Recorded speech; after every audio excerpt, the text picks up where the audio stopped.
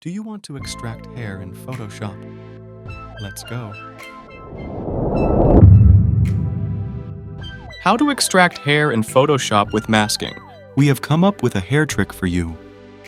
Go to Quick Selection tool, select Subject, go to Select Option and select and mask. Go to Properties, Adjust, Opacity, according to you.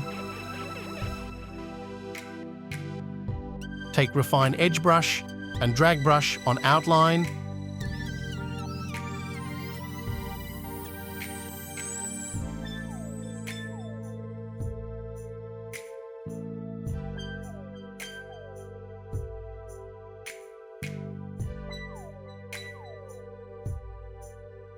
Go to Properties and scroll down. Select Decombinate Colors and hit OK.